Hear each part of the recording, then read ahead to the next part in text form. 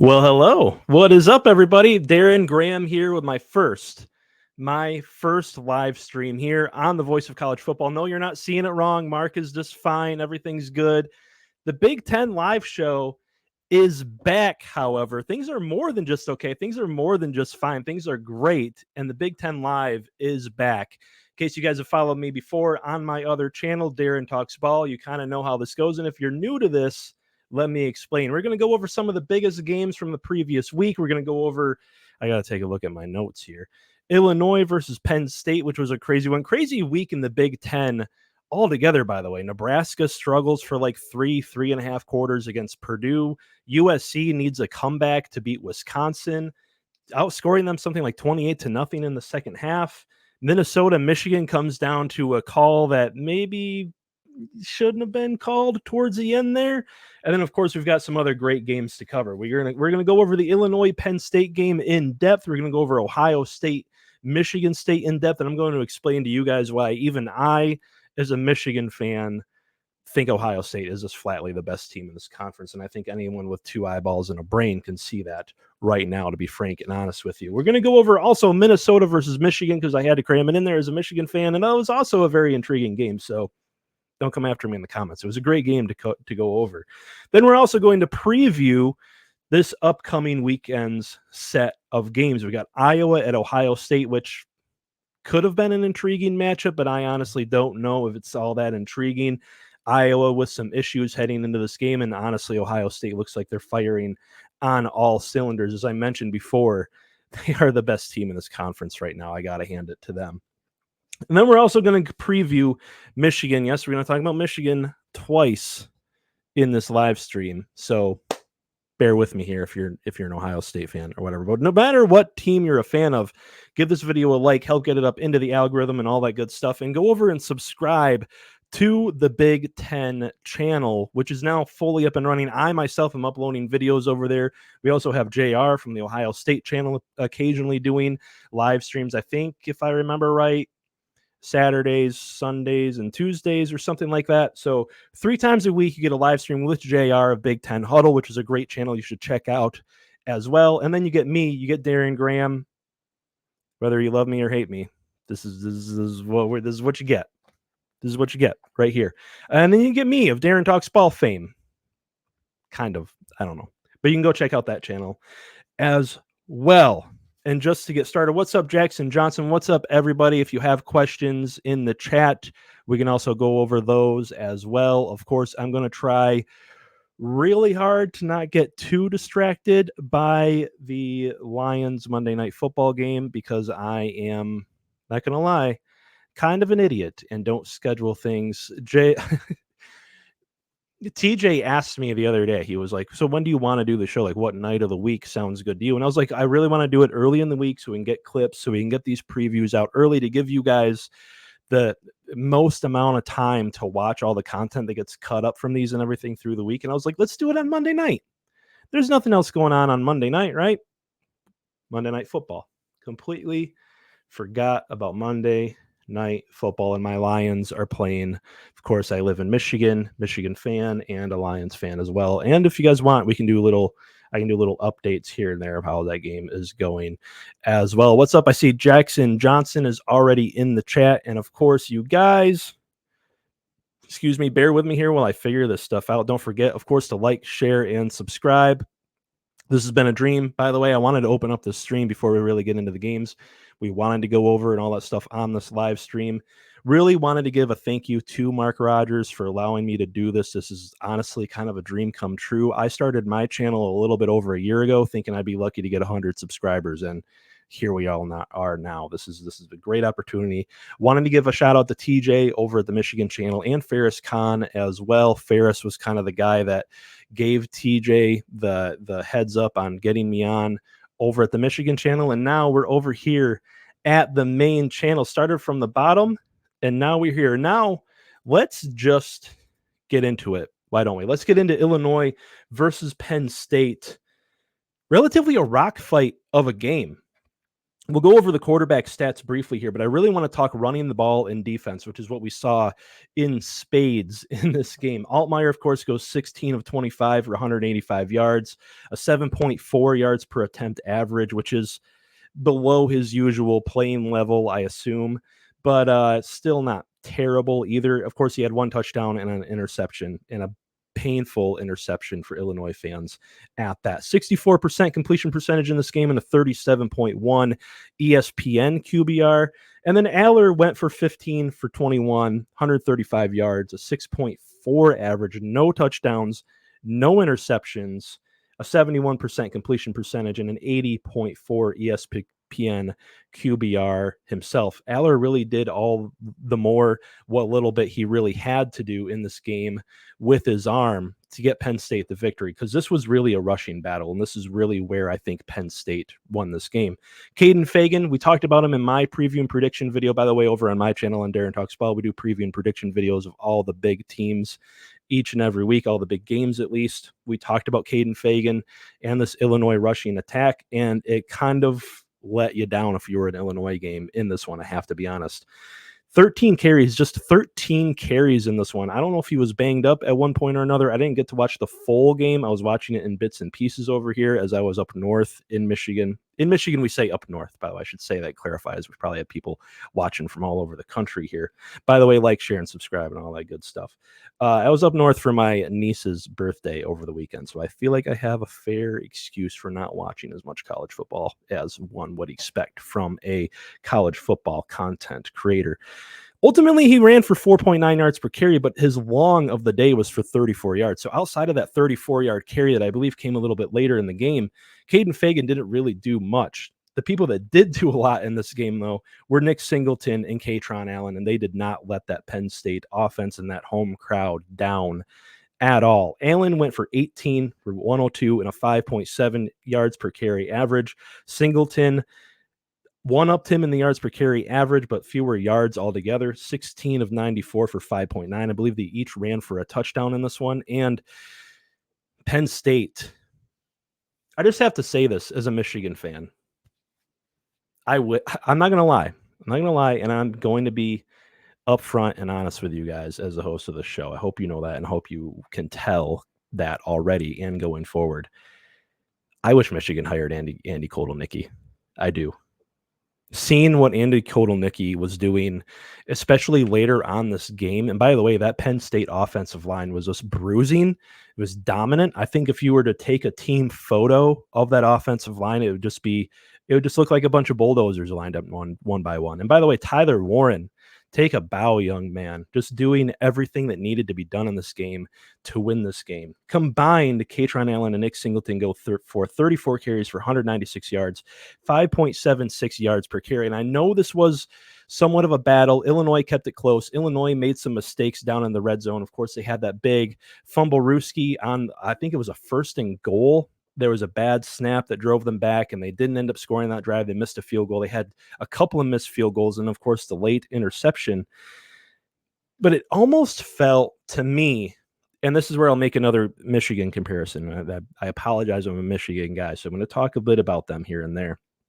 It almost felt to me at certain points in that game, especially in the third quarter, later in the third quarter, in the fourth quarter, that kind of boa constrictor, for lack of a better term. I don't actually really like Joel Klatt's analogies sometimes. I think they're super cheesy, but I end up using them because, hey, they're accurate. It just felt like eventually, with how well Penn State was running the football and what they were doing on both the offensive and defensive lines, because we're going to get into the defense for Penn State here in a minute as well, that the dam was going to break, because Penn State's both their offensive and defensive lines were playing extremely well. And we saw that later in the fourth quarter. And what Kotelnicki was doing with that offense, with both backs out there at the same time at times, with Drew Aller back there, with Tyler Warren lined up at the H-back, with bringing in the other quarterback, the backup. I'm blanking on names. I'm not familiar with the backup quarterback over there, but bringing him in and kind of wildcat looks and running the quarterback really, really diced up Illinois' defense later in that game. I mean, putting linebackers in conflict, getting linebackers out of gaps. Illinois towards the end of the game was also gassed defensively, because I didn't look up the stat here, but I'd be willing to bet that Penn State controlled the time of possession later in that game. And it was just down the line, it felt again like the dam was going to break and that boa constrictor was going to kind of just use two analogies in one there. That just like pimp my rided that analogy thing. But anyway, it just felt like it was going to end up in Penn State's favor. We talk all the time over on my channel, and you guys are going to get used to it over here as well. To win in the Big Ten, I don't care how many flashy five-star wide receivers you have and how many higher upside guys you have and how well you recruit. At the end of the day, in the Big Ten, especially later in the fall, which we're now getting into October, we're getting these big games, we're getting weather games, we're getting rainy games and everything. Just had somebody comment, why aren't you on YouTube? We are on YouTube. We are on the main channel. Sorry, this knocked me off balance there for a second. David Reed. We are on YouTube. You can find us at the Voice of College Football. Anyway, later on in the fall, especially in the Big Ten, if you want to win Big Ten football, you got to be able to run the football. You got to stop the run. You got to convert on third downs. You got to play great defense. I saw all of that out of Penn State in this game. Now, they had their problems that this game was tied 7-7 at half. And I think anyone who previewed this game, I myself predicted it would kind of be a 14-3 score at the half. I did predict that Penn State would relatively kind of blow out Illinois, and hats off to Illinois in this one. They proved a lot to me that they are a really great team. So Penn State didn't absolutely dominate the game, but when you look at a lot of the stats, it's like they controlled the game is what they did. By the way, they held Pat Bryant, and to get into Penn State's defensive play here for a second, they held Pat Bryant, the really great Illinois wide receiver, to just 2 receptions for 33 yards. That defense, to get into Penn State's defense, is maybe, I don't know where they rank in SP Plus currently. It was like number 4, number 5 a week or two ago. They have what every great defense has, and that is quality players at every level of the defense. There's not a single level of that defense or part of that defense that you can go to and you can take advantage of and exploit.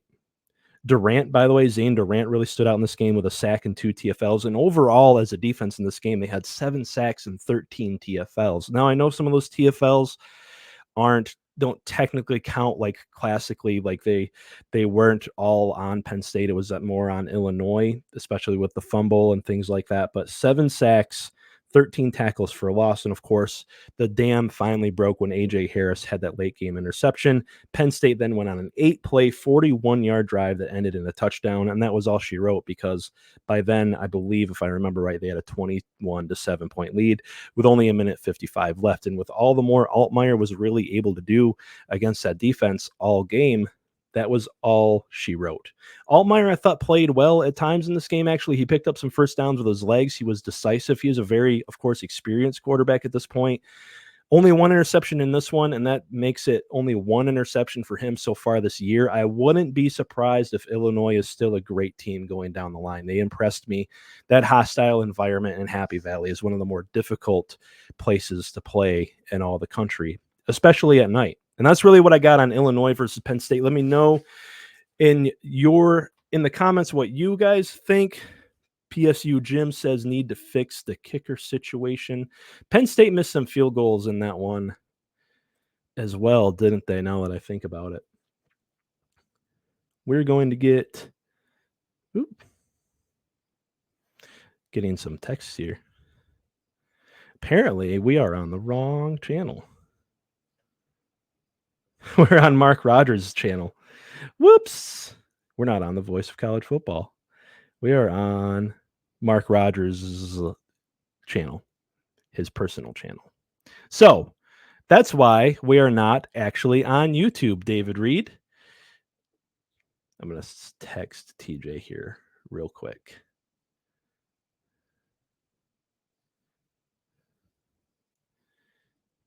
Good practice.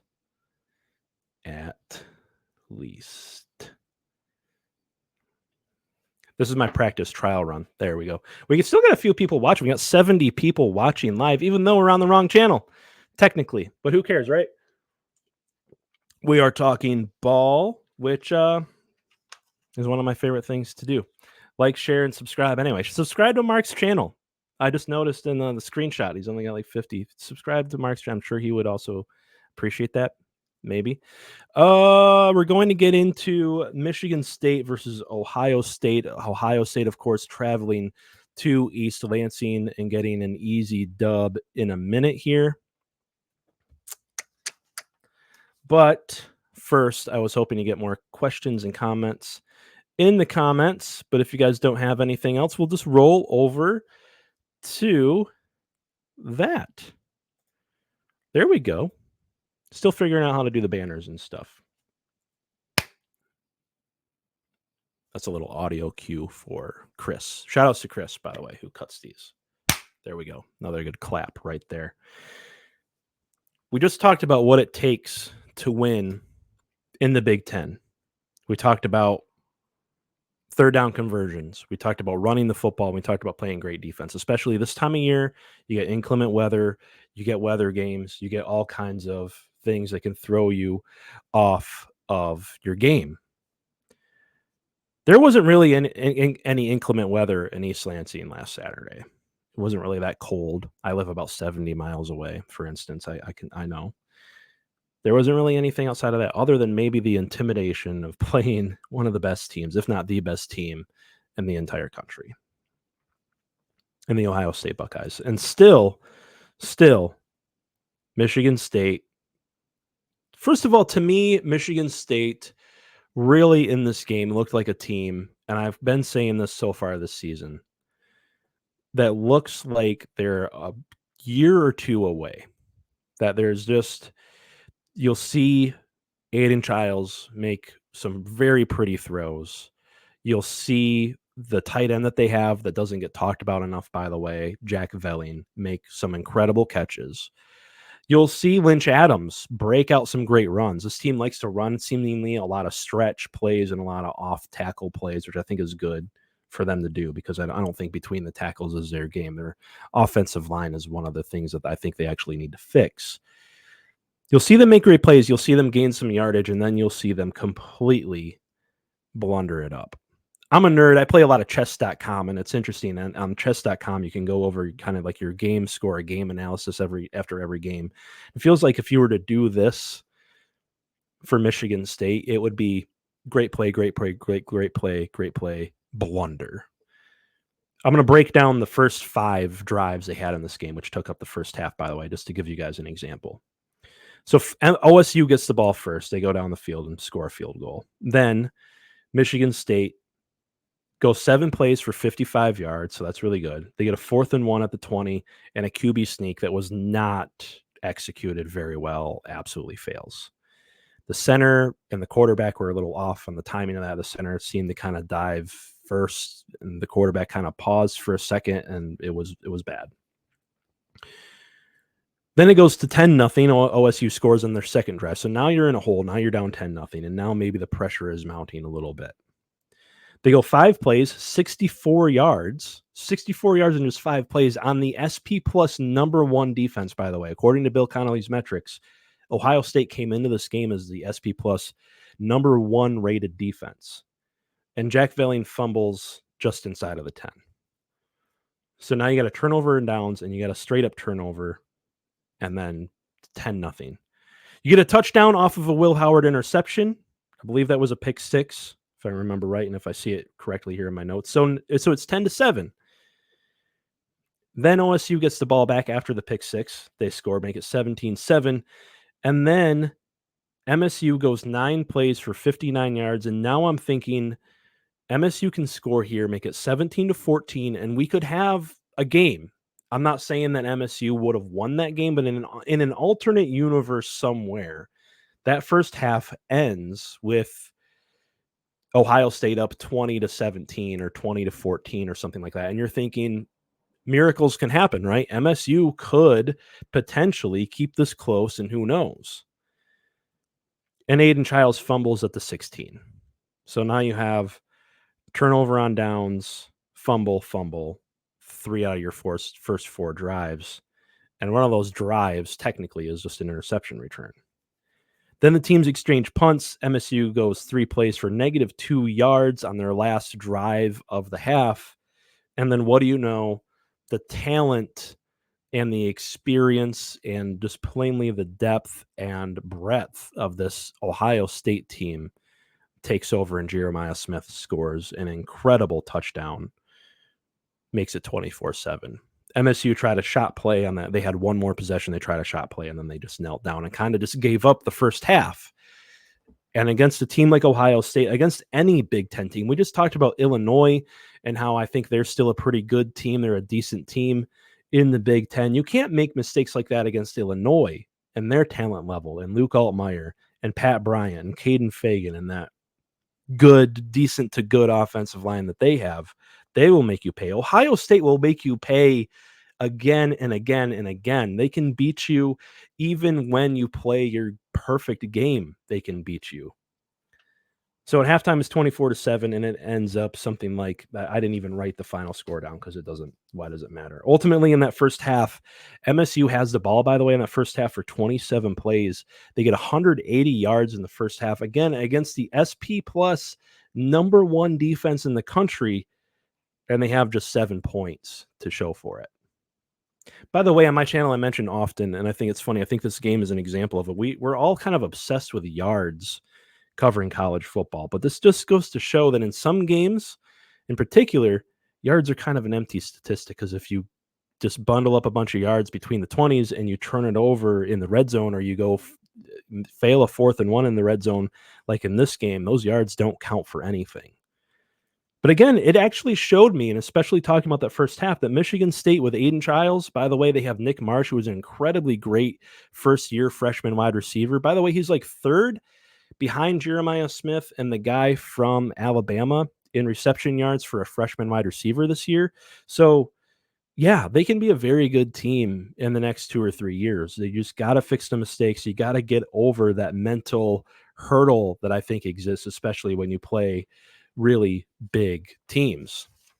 That's all I really got on MSU versus Ohio State. Really great game for a while in the first half. I thought that was looking interesting. And I even texted a buddy of mine who is an MSU grad, and I said, "Hey, what's up here? We could have a game on our hands." And just when I said that, Aiden Childs fumbles. So now that I think about it, maybe it's my fault. Who knows? Probably not. Things don't really happen that way. Stephen Cherry says, "Go Buckeyes." It's my first time doing that, pulling up a comment. Sure. Yeah. Go Buckeyes. Yeah. Sure. Anyone who knows I'm a Michigan fan. And we're going to get into Minnesota, traveling to Ann Arbor and nearly upsetting the Michigan Wolverines here in just a second. If you guys want, ask some questions in the chat, send in those super chats, although I don't think we can do super chats if we're not live on a monetized channel. We are live on X, though, so if you're watching on X, really appreciate that as well. This is good practice for me, not going to lie, taking over this channel. Good practice. We'll be live, by the way, on the Big Ten channel next week. So go subscribe to the Big Ten channel, Big Ten at the Voice of College Football. There was a little bit of a technical difficulty with that behind the scenes, but we got it all figured out now. So that should be figured out for next week. We got to get into this Minnesota-Michigan game. We got to get into that. If we don't get into that now, I'm not going to... We only have so much time, unfortunately. So much time to talk college football. I'm going to give you guys some stats here. And it's going to be kind of very frustrating and borderline heartbreaking for Michigan fans because, I mean, the game itself was that for Michigan fans, right? By the way, I don't think there's a 4-1 team out there where their fans can justifiably be as frustrated as what Michigan fans are right now. I put out a video on my channel about it earlier today. There's also a video on the Big Ten channel at the Voice of College Football discussing the quarterback situation at Michigan, so you can check those out. Again, subscribe over there and all that good stuff. But I'm going to give you guys some stats here. Michigan's first half defense gave up 136 yards. 136 yards, but 44 of which came on the Hail Mary right before half. On nine possessions, 136 yards. If you don't count the 44 on the Hail Mary shot, that's many fewer than that. They forced 2 first half turnovers They had the Hill interception and the Zeke Berry fumble recovery, 1 TFL, the interception, 4 sacks in the first 3 quarters. That's all they had. Up 24-3, 4 minutes left in the third quarter. Alex Orji throws the interception. And now we have to talk about it more. I feel like we have to talk about the quarterback situation more. If you go back and watch that video I put out earlier today, I don't think this offense is fixed by just plugging in Davis Warren or playing a 2-quarterback system or this or that. I'm just going to leave it here. You can go watch that other video. This quarterback play isn't going to be great no matter who is playing quarterback for this team right now, because there are a load of problems on this offense outside of quarterback. But I digress. After that interception, Minnesota goes on a 14-play, 76-yard drive for a touchdown. And you're thinking 24-10, this is still okay. Then they go on a 3-play, so Michigan goes 3 and out, absolutely nothing on offense in the third quarter after the interception.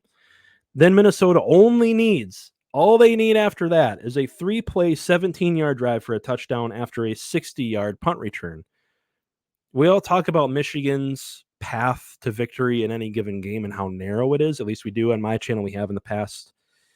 You have to play, if you're a team like Michigan, you have to play almost flawless on special teams. You just do. That's just the path. Great defense, great special teams, and an offense just good enough. Think Iowa over the past few years. That's Michigan right now. That's just the reality of it. Again, I told you guys it was going to be upfront and honest. We don't hold hands and sing hallelujah, kumbaya here. We talk college football, which is a black and white, results-driven sport. So deal with it. Jared Goff, believe it or not, just broke a sack and got a completion. That was wild. That never happens. I digress. 0-0 in the first quarter, by the way. They give up the punt return. 17-yard drive is all that Minnesota needs on 3 plays.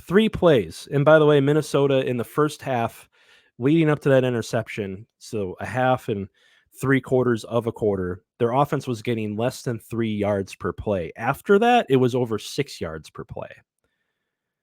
And then Michigan goes 3 and out again, offense doing nothing.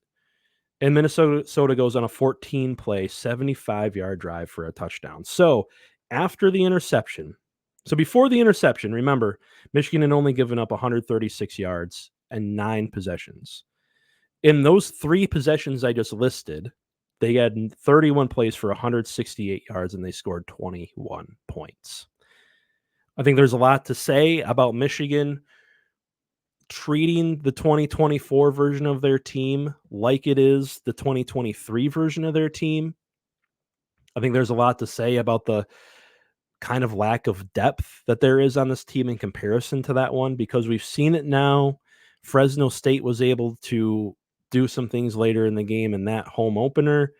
Arkansas State was able to close the game down to 10 points after all the backups came in. I didn't really count that when I talked about it over on my channel. I'm not really going to give too much credence to that here, because ultimately those were like third string guys. But you go back to last season and you see how much depth that team had, and they were still able to shut teams down later in games when those depth pieces came in. Now, it's also something that should be noted here.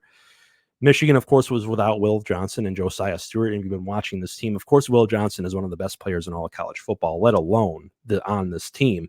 Josiah Stewart's the best edge player on this team, too. So you're down your 2 best defensive players. Jair Hill, by the way, had an incredible game. I'd be remorse if I didn't mention that here. But what happened late in third quarter? Well, Minnesota started going up-tempo, which took away Michigan's ability to sub in and out on a lot of plays. They caught Michigan several times, and on one of those drives, I even texted TJ about it, and I know he mentioned it on the Michigan show the other night. They caught Michigan at one point with nothing but second stringers along their defensive interior front. Mason Graham and Kenneth Grant were sat on the sideline for like the last few plays of one of those drives. Again, if the offense doesn't substitute, the defense can't. So Minnesota played up tempo. They trapped Michigan in their base. They had to play more base because they have players with less experience out there. They're going fast. They can't get their defense completely set. And Minnesota gasses Michigan's defense. That's what happened. And now I feel like, especially talking in terms of like metagame stuff and game theory stuff, now it's interesting because it's almost like the blueprint to kind of maybe not beating, because I still think this Michigan defense is really, really good. Still up there in the top 10 of the SP Plus rankings, if you believe in that kind of thing. We're going to mention the SP Plus rankings a lot on these future Big Ten live streams, by the way, because I really believe in Bill Connolly's work. But now it's almost like the blueprint, in a way, has kind of been, well, it's kind of been laid out, hasn't it? To be able to kind of effectively move the ball on this Michigan defense. And in some ways, obviously, that came out a little bit in the Texas game, but here you're playing a lesser opponent and they're still able to drive on you a little bit. Of course, the Mason Graham hands to the face was a big call. If that isn't called, that I believe was on a 4th down. This game is entirely different, but also we have to talk about the onside kick to end the game, which was totally bailed Michigan out in this one. So Michigan survives 27-24. No, I don't think a quarterback change or going to a 2-quarterback system, or I know I've heard the rumors out there that Davis Warren is getting 40% of the practice snaps or this or that. I don't think that fixes it, because you've got an offensive line that isn't playing up to snuff, especially when it comes to pass protection, and you got wide receivers that frankly are just guys.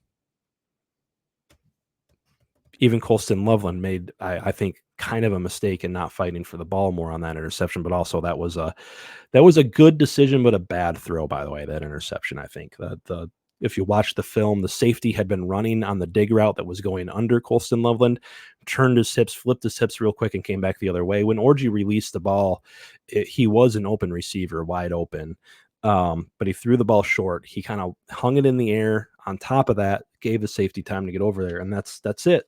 And that, in case you haven't gotten the theme of the night between all the games we've talked about so far, this is a really deep competitive conference. You can't really overlook anybody, and you can't make terrible mistakes. You just can't, or else you end up in a game like Michigan against Minnesota towards the end there. And that's all I got on Michigan versus Minnesota. Don't forget to like, share, and subscribe and all that good stuff, by the way. Get your comments rolling. I would say get your super chats going in, but we made a little technical error in the background. And I don't know why I kind of started singing there. That was weird. We had a little technical error, and we are not live on a monetized platform. Previews. We got some game previews. We're going to preview some games. We're going to look at some games. We're going to analyze these teams. One of these teams we already talked about, and that is the Ohio State Buckeyes, because they really have a ramp up in schedule, by the way, don't they? Play Michigan State. Now you play Iowa. And I believe it's next week you play Oregon. I I may be wrong. I haven't double checked that. Don't fact check me on that. Don't do that. Not entirely welcome here. Or do. I don't care. There's not really much more. By the way, this game will be at 3:30 p.m. on CBS. The line on this game, by the way, is an incredible OSU -20.5. That is a crazy line to me. But Iowa isn't necessarily playing the best football they could be. We talked a minute ago about how Michigan is the new Iowa. Iowa, in some ways, isn't really themselves. We'll get into that in a minute. There's not really much more that can really be said about Ohio State at this point. First overall in SP Plus defense, like we mentioned a minute ago. Number 3 in run defense, by the way. They're giving up, get this, and I know they haven't really played much of anybody so far this season. MSU was, kind of a test. They had Lynch Adams and Nate Carter, who are decent running backs, pretty good running backs in my opinion, but not elite backs, and certainly not an elite offensive line. But Ohio State is giving up just 1.74 yards per rush so far this season. That's it. That's all you get with that Ohio State defensive front. We can go through the names. We can go through all the players, but you know them by now. Tyleik Williams, JTT, Jack Sawyer, those linebackers, by the way, which is probably the youngest unit on that defense, the least experienced unit.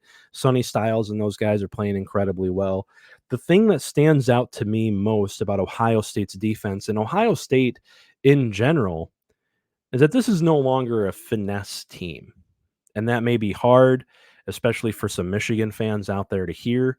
In previous years, especially offensively, Is interesting.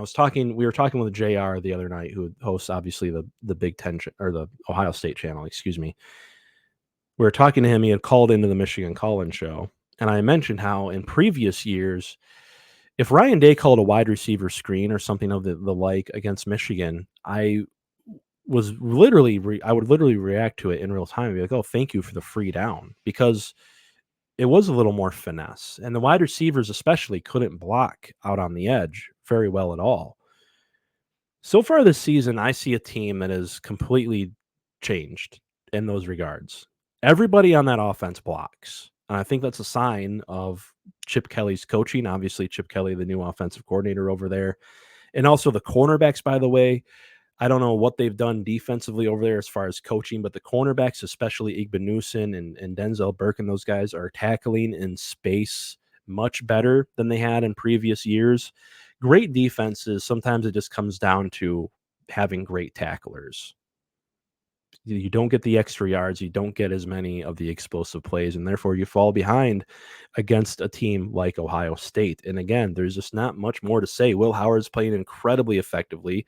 He's right up there in the top 3 or 4, I believe, if I remember right, in quarterback pass efficiency rating. Now, again, haven't played anybody. The whole mantra, it's the same for Ohio State this season as it was for Michigan last season. But we grade on a curve here at Big Ten Live and at my other channel, Darren Talks Ball. If you play incredibly well against lesser competition and you blow them out, like Ohio State has done against all of this lesser competition they faced so far this year, you're going to get credit for it because you're doing exactly what you should be doing against lesser teams.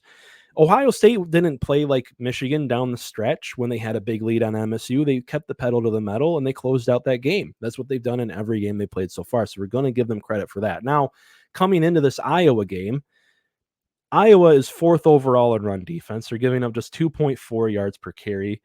But the interesting thing in this game, and it goes back to Ohio State having not really played anybody themselves, is neither team has really seen a rushing attack like the other. Of course, Caleb Johnson is a tackle breaking machine, and so he'll test a lot of that, open space tackling that Ohio State has had so far this season. Iowa's probably the best offensive line Ohio State will have seen this season. Definitely the best defensive line. And by the way, the defensive line, Jay Higgins, all those guys over there for Iowa, Sebastian Castro. Again, we could name names from here until midnight if you want. Playing pretty well. But there's one weakness in this Iowa defense that I think is going to make the case, kind of allow Ohio State to break loose in this game. But it also brings me to an interesting question, because the one thing I've seen so far with Ohio State is the one thing they may have to do in this game against Iowa to really break this game open and cover that, again, 20.5 point spread.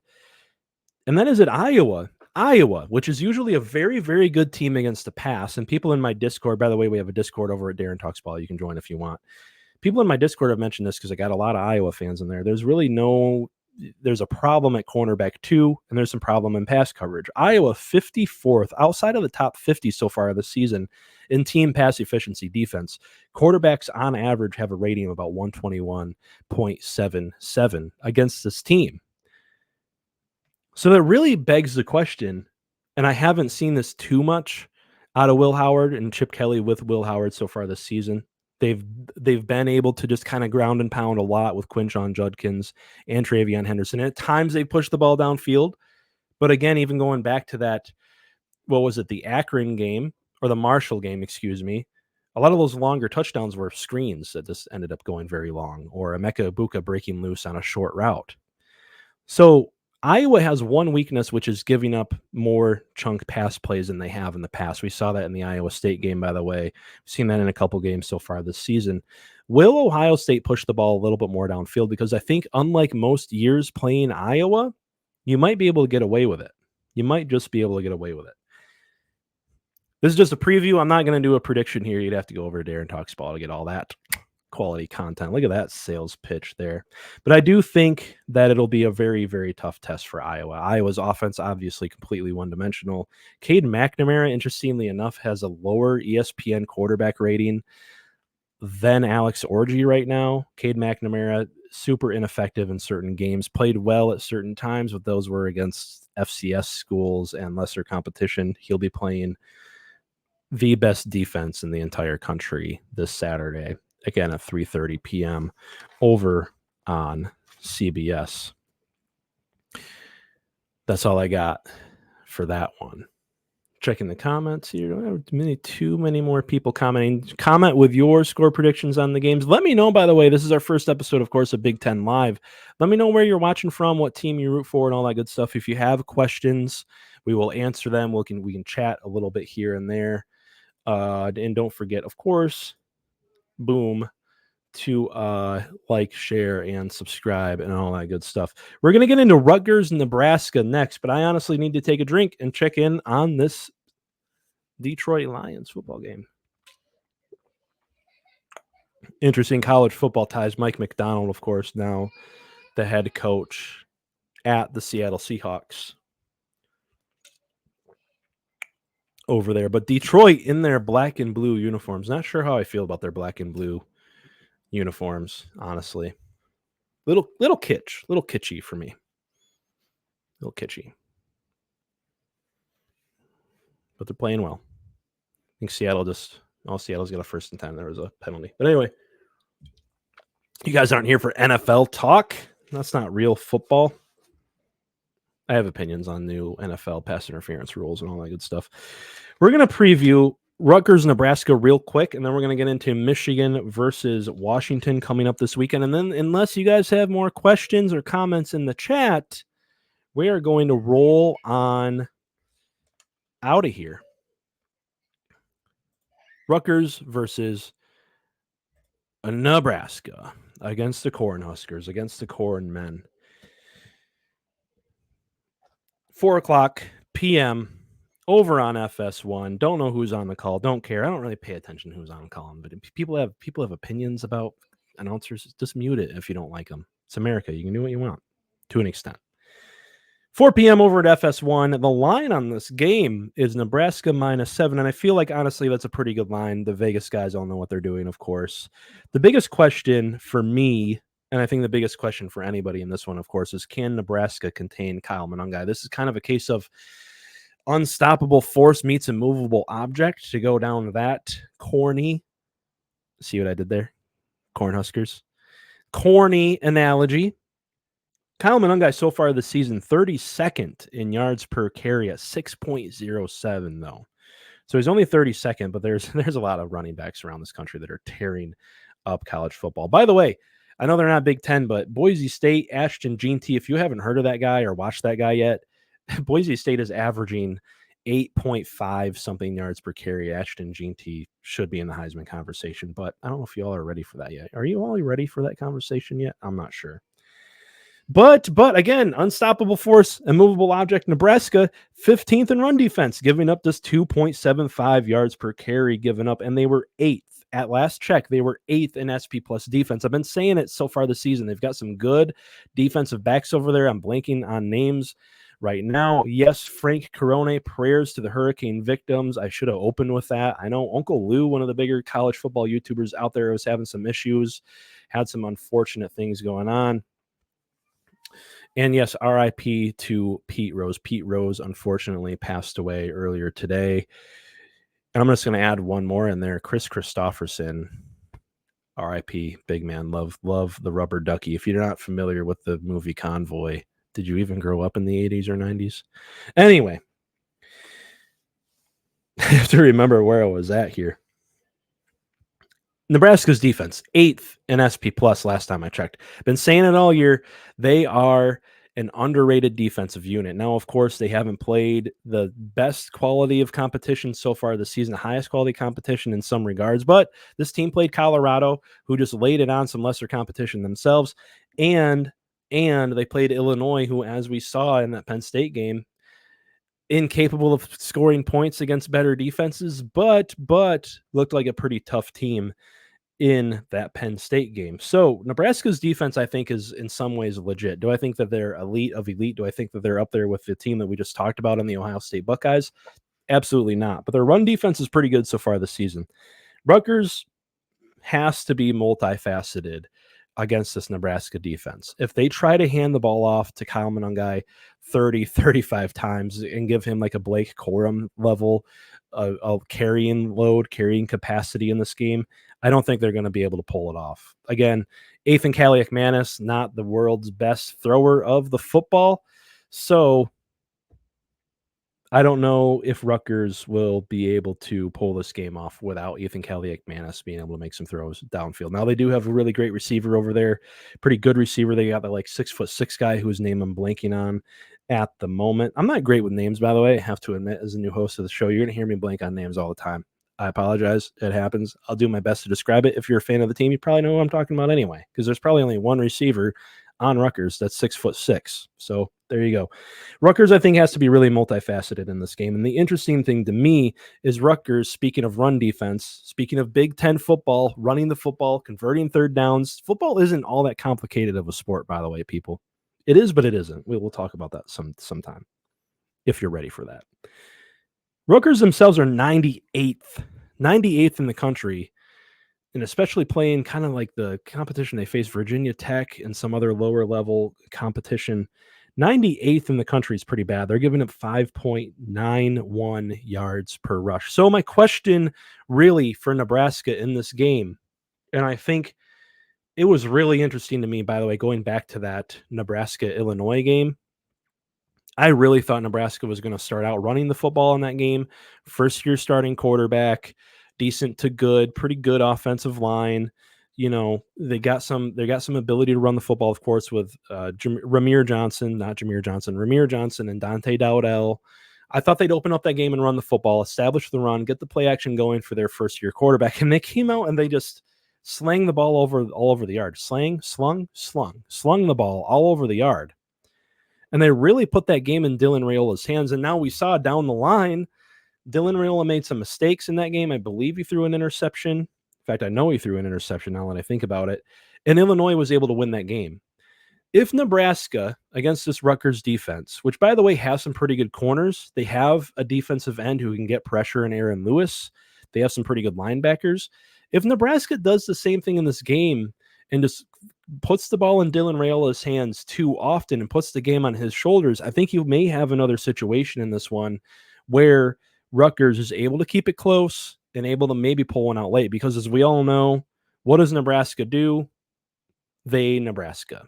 It's a verb on my channel. And on my channel over on Darren Talks Ball, Nebraska-ing is a verb. It's what they do. They lose close games. Something like 3-28 or something like that in close games over the past few seasons in one touchdown games. They've really got to let Dante Dowdell and Rahmir Johnson cook. I literally have it in my notes right here. Cook underlined. They have to. 98th run defense in the country. Do you hear me?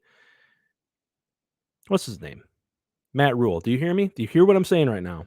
Run the ball, establish the run for your quarterback, protect your quarterback, and I have that underlined here too, protect Raiola. I do think Nebraska wins this game, but again, Rutgers is a tough team, and as we've seen, this conference is deeper and more competitive than a lot of people give it credit for. Seven teams, by the way. I don't know if you see my hands there. 7 teams in the AP poll this week. We're going to get to more questions and comments here right quick.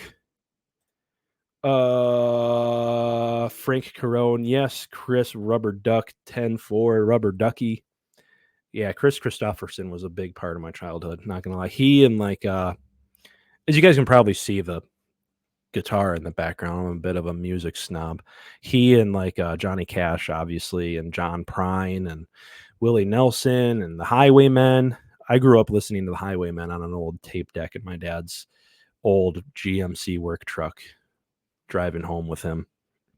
My dad working at GM, though, back in those years. Anyway, speaking of Michigan, speaking of working at GM and things like that, we're going to finish out, not Minnesota, Michigan, Washington and Michigan. We're going to preview the Michigan-Washington game right here. And then I'm going to get going because I'm trying my damnedest to not get distracted by this Lions-Seahawks game, and I'm doing it for you guys. Like, share, and subscribe. Lions are now up 14-0, by the way. little score update. 91 people watching. Appreciate all you guys. My very first time hosting Big Ten Live. We had a little bit of a mistake. We had a little bit of a glitch and an error. I still appreciate you guys watching. We're on Mark Rogers' channel, but not the Voice of College Football channel. So maybe people were jumping in here expecting like Elvis talk. I know Mark Rogers is a big Elvis guy, speaking of music. But anyway, that was a big tangent. My apologies to Chris for trying to cut this. We'll get on topic. Michigan versus Washington.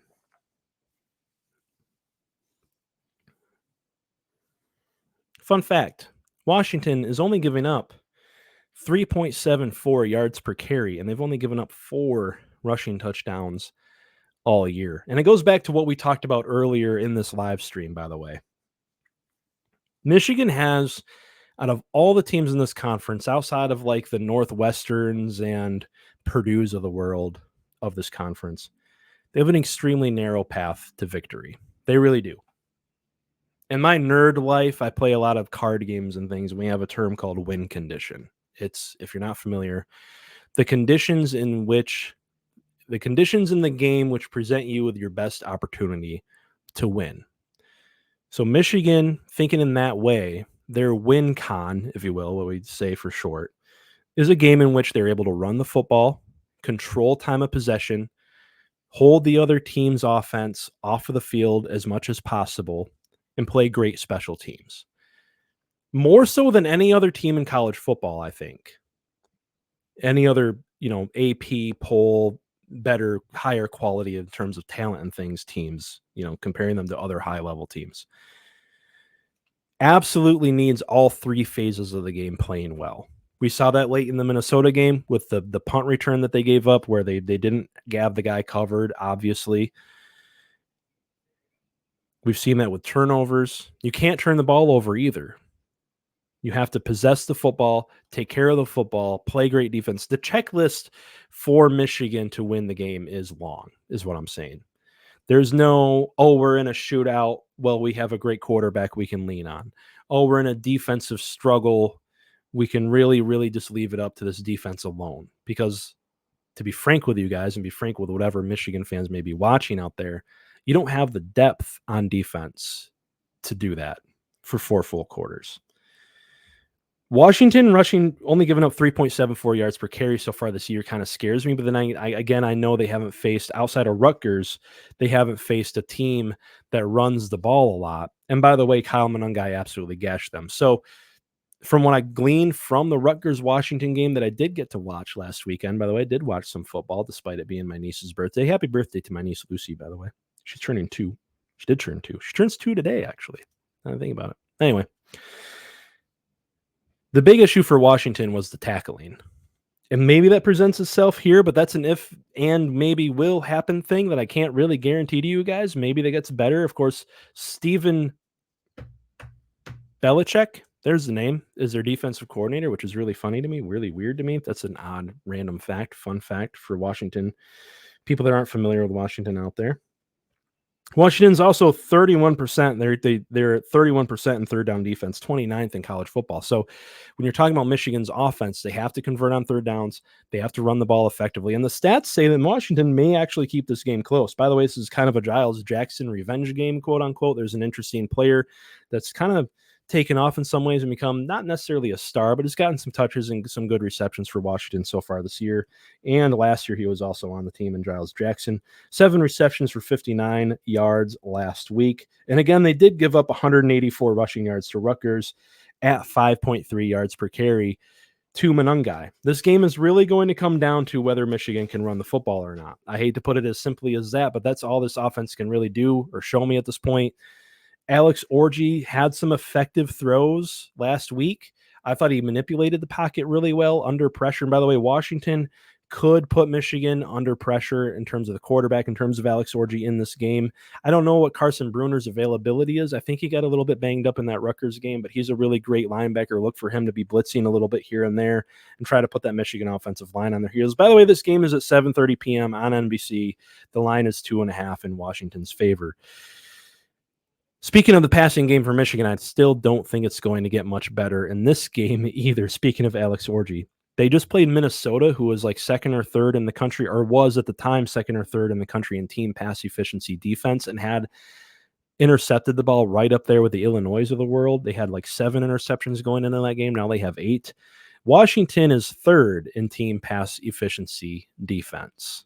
So I wouldn't expect a big game out of Alex Orji unless it's on the ground.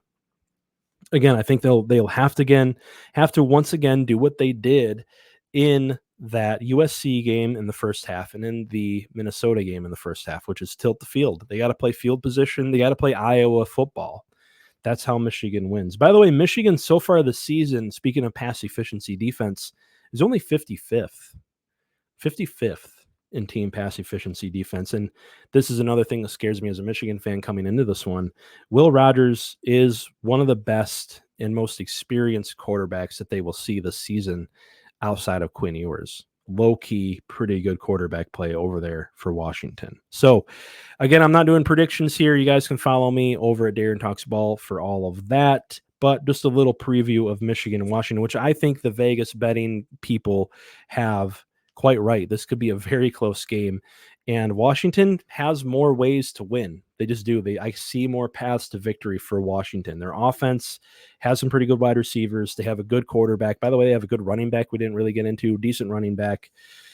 Can that offensive line stand up to Michigan's defensive line is a question. That'll also be a big question in this game. Now that I think about it, I didn't have that down in my notes, so I apologize for that. Michigan's defensive line can dominate. If their offensive line can dominate, they will win the game. But even then, it'll be close because, again, the offense just hasn't shown me much so far this year. That's going to do it for my Michigan-Washington preview. That's also going to do it for this live stream. And I got to find my little thing. Here we go. There's my little thing back up on there. Don't forget, by the way, to like the video, share around, and I would say subscribe, but we're on Mark's other channel. So maybe subscribe? I don't know. Anyways, have fun, guys. Until next time. By the way, I will be on next Monday at 8 p.m. on the actual college football channel if we know what we're doing here. And I think we do. I think I know what I'm doing. Anyways, until next time, as always, be kind to other people out there, everybody, and I'll see you again next Monday at 8 p.m.